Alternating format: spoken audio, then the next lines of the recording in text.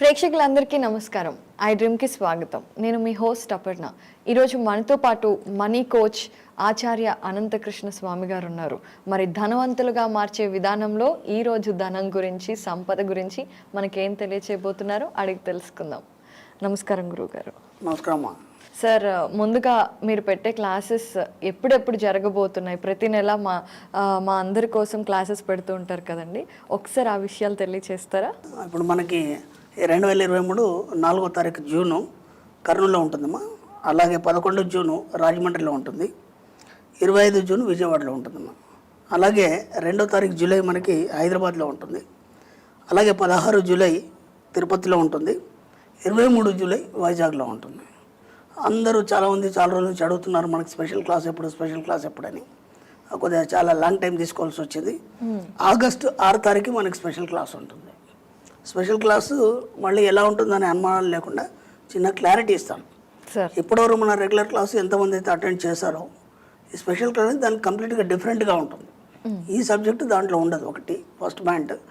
రెండోది ఏంటంటే, special class రావాలంటే ఈ క్లాస్ ఒకసారి అటెండ్ చేయాలి. అయితే మీకు స్పెషల్ క్లాస్ అర్థమవుతుంది, ఈజీగా అర్థమవుతుంది. అందుకోసం అటెండ్ చేయాలి. రెగ్యులర్ క్లాస్ అటెండ్ చేస్తే అది ఈజీగా అర్థమవుతుంది.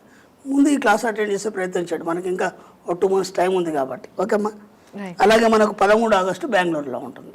ఈ విధంగా మనకి డేట్ వైజ్గా మనకి చెప్పడం జరిగింది. దీన్ని బట్టి మీరు తొందరగా ఎన్రోల్ చేసుకోండి, వీలైనంత తొందరగా ఎన్రోల్ చేసుకోండి. ఎందుకంటే మన క్లాసులు ఎప్పుడు రష్గా ఉంటాయి. ముందు కూర్చొని హాయిగా వినాలనుకుంటే తొందరగా ఎన్రోల్ చేసుకోండి. రైట్ గురుగారు. డబ్బు, ధనం, సంపద వింటుంటేనే చాలా పాజిటివ్గా అనిపిస్తుంది. సో మరి పాజిటివ్ వర్డ్సే కదా. అవును. అందుకని డబ్బు, సంపద, ఐశ్వర్యం కరెక్ట్. సో మరి వీటన్నిటిని మేము పొందాలంటే ఏం చేయాలంటారు? ఏం లేదమ్మా, మనకి ముఖ్యంగా ఏంటంటే మనకు కొన్ని నమ్మకాలు, సాంప్రదాయాలు ఇవన్నీ ఉన్నాయి. డబ్బు కాడికి వచ్చేసరికంటే ఇవన్నిటి కూడా వదిలిపెట్టాలి. మనం ముందే అనుకున్నాం కదా, సెంటిమెంట్ కానీ, ఆ ప్రేమలు కానీ, జాలి కానీ, కరుణ కానీ, దయ కానీ. ఇప్పుడు ఒక పెద్ద కోటీశ్వరుడు ఉన్నాడమ్మా. అతను ఎలా ఉంటాడో ఒకసారి అతని యాటిట్యూడ్ని మనం గమనిద్దాం. అతను ఎప్పుడు బిజీగా విదేశాల్లో తిరుగుతుంటాడు. ఓకే, 24 గంటలు ఫ్యామిలీని, పిల్లల్ని పట్టుకొని కూర్చోడాలి. ఫస్ట్ పాయింట్ మైండ్లో పెట్టుకోండి. ముఖేష్ అంబానీ ఉన్నాడు సపోజ్ ఎగ్జాంపుల్. ఇప్పుడు అందరు జియో యూజ్ చేస్తున్నారు, ఆయన సంబంధించినటువంటి పెట్రోల్ యూజ్ చేస్తున్నారు. ఏనాడన్నా ఆయనను చూసారా? ఎక్కడైనా ఎవరితో మీటింగ్ పెట్టంగా చూసారా? అసలు కనిపిస్తాడు ఆయన? ఏదో హై మీటింగ్ ఏదన్నా ఉంటే అక్కడ కొద్దిసేపు అక్కడ కనిపిస్తాడు, వెళ్ళిపోతాడు. ఓకే, వాళ్ళు ఎలా ఉంటారంటే వాళ్ళ ఫ్యామిలీని కూడా కనీసం 15 రోజులకోసారి, 4 రోజులకోసారి కలుస్తారు. వాళ్ళు ఎలా కలుస్తారు? ఈయన అక్కడ అమెరికాలో ఉంటారు, వీళ్ళందరూ అక్కడికి వెళ్తారు, ఒక 2 days హాలిడేస్ ఎంజాయ్ చేస్తారు, మళ్ళీ వీళ్ళ పని మీద వీళ్ళు పడిపోతారు. ఎందుకంటే వాళ్ళు ప్రతి వాళ్ళు బిజినెస్లో పాల్గొంటారు. మళ్ళీ పని పాట లేకుండా ముచ్చట్లు పెట్టుకుంటూ కూర్చోరు, టీవీ చూసుకుంటూ కూర్చోరు ఇంట్లో. ఎందుకంటే పిల్లలతో సహా అందరూ ఒక బిజినెస్లో ఒక చైర్మన్ గానో లేకపోతే బోర్డ్ ఆఫ్ మెంబర్ గానో ఉంటారు. కాబట్టి అందరు బాధ్యత కలిగి నిరంతరం డబ్బు మీద ఆలోచనలు ఉంటాయి వాళ్ళకి. పోదాక మా పాప రాలేదు, చాలా రోజులు చూసి, ఇలాంటి ఏమి ఉండవు. మనకు బాగా ఉంటాయి సెంటిమెంట్లు. అర్థమైందా? రెండోది, మన సబ్జెక్ట్లో కొన్ని మాటలు ఉన్నాయి. ఆ కొన్ని మాటల్ని మనం చాలా జాగ్రత్తగా గమనిస్తూ వాటిని అవాయిడ్ చేయాలి. ఓకేనా? ఫస్ట్ మన సబ్జెక్ట్లో పెద్దవాళ్ళు అంటారు, మంచం ఉందనే కాలు చప్పుకోవాలి. ఓకేనా? మంచం ఉన్నంతనే కాలు చప్పుకోవాలి. అలా ఎందుకు చెప్పారు అంటే, ఎక్కువ మనం ఖర్చు పెడితే అప్పుల పాలైపోతాం, జీవితం డిస్టర్బెన్స్ అవుతుంది. అంటే వాళ్ళు జీవించినటువంటి పరిస్థితులు, వాళ్ళు బతికినటువంటి పరిస్థితులు అట్లాంటివి. ఇప్పుడు అలా కాదు కదా. ఇప్పుడు మీరు ఒక మధ్యతరగతిని తీసుకోండి. ఇంతకుముందు మనం మా చిన్నప్పుడు బర్త్డేలు అవన్నీ లేదు. అర్థమైందా? ఇప్పుడు ఒక మధ్యతరగతిని తీసుకున్నా, ఒక పిల్లాడి బర్త్డేకి ఒక 2-3 వేలు ఖర్చు పెడుతున్నారు వాళ్ళు. అవునా కదా? లేదు, ఈ మధ్య మనకి స్విగ్గీ అవన్నీ ఎక్కువైపోయినాయి. కనీసం వారంకి ఒకసారి అన్నా కనీసం బిర్యానీ తెప్పించుకుంటున్నారు పిల్లలు. అవునా కదా? అంటే అప్పటికిప్పటికి పరిస్థితులు మారిపోయినాం. మనం అవే పట్టుకొని ఏం చేస్తామంటే, మా వాళ్ళు ఇలా ఉన్నారు, మనం కూడా అలాగే ఉండాలేమో. ఓకే, ఇంకో వర్డ్ చెప్తాను. వచ్చేటప్పుడు ఏం తీసుకురాలేదు, పోయేటప్పుడు ఏం తీసుకపోలేము. అవునా కదా? మన సబ్జెక్టులో అలా ఉండదు. వచ్చేటప్పుడు ఏం తీసుకురాకపోయినా సరే పోయేటప్పుడు చాలా తీసుకుపోతాం. దీనికి బోలేడు ఎగ్జాంపుల్ చెప్తాను. అలెగ్జాండర్ది కానీ, ఆయన వెళ్ళేప్పుడు ఇట్లా చేతులు పైకి ఎట్టి వెళ్ళాడు, ఇట్లాంటి బోలేడు ఎగ్జాంపుల్ చెప్తారు. మన గీతలు కూడా చెప్తారు, వచ్చేటప్పుడు నువ్వేం తీసుకొచ్చావు, ఎందుకు నువ్వు బాధపడతావు, పోయేటప్పుడు ఏం తీసుకెళ్తావు. ఇవన్నీ మన సబ్జెక్టుకు వర్తించవు. ఎందుకంటే అవి ఏం చేస్తాయంటే, మా డబ్బు సంపాదించాలనే కోరిక గల వాళ్ళకి నిరాశ నిస్పృహలు కలుగజేస్తాయి. గీతలో చెప్పిననే కాదు, మన పెద్దవాళ్ళు ఇట్లాంటి విషయాలు చెప్పినప్పుడు ఆ మాటలన్నీ మనల్ని ఏం చేస్తాయంటే డిసప్పాయింట్ చేసి కూర్చోబెడతాయి. అర్థమైందా? Right. ఇలా చాలా మాటలు ఉంటాయి మనకి. డబ్బు లేకపోతే నేను జీవించలేనా? ఇప్పుడు ఏదైనా చిన్న గొడవ వచ్చింది ఓ ఫ్యామిలీలో కానీ లేకపోతే ఫ్రెండ్ సర్కిల్లో కానీ, ఆడు బాగా డబ్బు ఉందని వేసిపడుతున్నాడు, ఆ డబ్బు లేకపోతే నేను బతికి చూపెట్టలేనా? ఇలాంటి మాటలు మాడినప్పుడు ఏమవుతుంది? డబ్బు నీ దగ్గరికి రాకుండా పోతుంది. సార్ చూపించు అని ఛాలెంజ్ చేస్తాడు డబ్బు. Yes. అప్పుడు ఏం చేస్తావు? అదే అలాగే చెప్తున్నాను, డబ్బుకు వ్యతిరేక మాటలు మాట్లాడద్దు. ఇప్పుడు ఏమవుతుంది? నువ్వు వాళ్ళు అన్నావు కదా, విషయం నీ దగ్గరికి డబ్బు రానియదు. నువ్వే కోరుకున్నావు కదా, డబ్బు లేకుండా నేను బతకలేనా, డబ్బు లేకుండా నేను చూపించలేనా. ఇంకా కొందరు మాట్లాడతారు డబ్బుదేముందిరా, విలువలు ముఖ్యమా అని. అవునా కదా? విలువల గురించి పాకులైన ఎంతోమంది చివరి క్షణంలో డబ్బు కోసం బాధపడి చచ్చారు. ఎంతోమంది విలవిల్లా ఆడిపోయారు. మనకి ఎగ్జాంపుల్స్ నటి సావిత్రి, అలా బోలెడు మంది ఈరోజు మనం చూస్తున్నాం, యూట్యూబ్లో వాటిలో చూస్తున్నాం. వాళ్ళ పరిస్థితి ఎంత దీనావస్థలో ఉంది.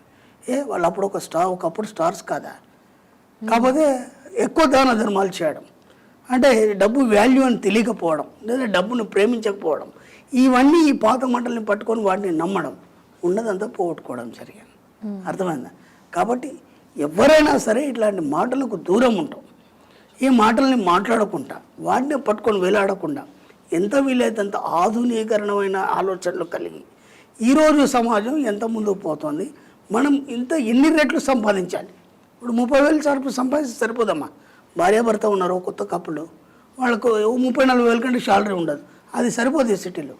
కనీసం ఒక ఫ్యామిలీ మామూలుగా జీవించాలి. ఓకే, అలాగే కనీసం వాళ్ళ అవసరాలు తీర్చుకోవాలంటే నెలకు ₹1,00,000 సంపాదించాలి. అవును, 1,00,000 అనేది కామన్. అది ఎంత సింపుల్ అంటే, ఒకప్పుడు మనకి 20-30,000 ఎంత ఎక్కువనో, ఇప్పుడు 1,00,000 అనేది ఒక మామూలు. అది కూడా సరిపోదు. అంటే నువ్వు దాంట్లో ఏమన్నా ఉన్న బలంగా అనారోగ్యం వచ్చింది, దాంట్లో ఉన్న బలంగా ఏదైనా అవసరాలు వచ్చింది, అది కూడా సరిపోదు మనకి.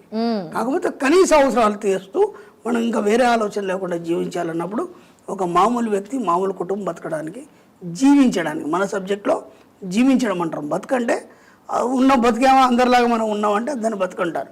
మన సబ్జెక్టులో జీవించడం అంటే కనీసం నీ కోరికల్ని నువ్వు తీర్చుకున్నావా, కనీసం నువ్వు అనుకునే అన్ని సంపాదించావా, అప్పుడు అది జీవితం అవుతుంది, బతుకు కాదు. కనీసంగా జీవించాలంటే ₹1,00,000 కావాలి. ఇప్పుడు ఇవన్నీ ఎట్లా వస్తాయి? నీకు అన్ని వ్యతిరేక ఆలోచనలు ఉన్నాయి ఇక్కడ. అర్థమైందా? ఎప్పుడు కూడా నీరసంగానే మాట్లాడతావు, ఏనాడు కూడా ఎనర్జెటిక్గా ఉండవు. ఇవన్నీ మాటల్ని నువ్వు బాగా ఫాలో అవుతావు. ఎందుకంటే ఎక్కువ డబ్బు ఖర్చు పెట్టద్దు, షోకులు ఎక్కువ చేయొద్దు, మంచం ఉన్నంతనే కాలు చెప్పుకోవాలి. అప్పుడంటే నులక మంచం ఉండే అమ్మ, అది 5-6 ఫీట్లే ఉండేది, దగ్గర ముడుచుకొని పడుకోవాలి. ఇప్పుడేమో మహారాజా బెడ్లు వచ్చినాయి, 30-40,000 ₹1,00,000 పెడితే ఎక్సలెంట్ బెడ్ వస్తుంది. ఎటు నుంచి అంటే ఎక్కడన్నా బొర్రొచ్చు. ఎందుకు ముడుచుకొని పడుకోవాలి?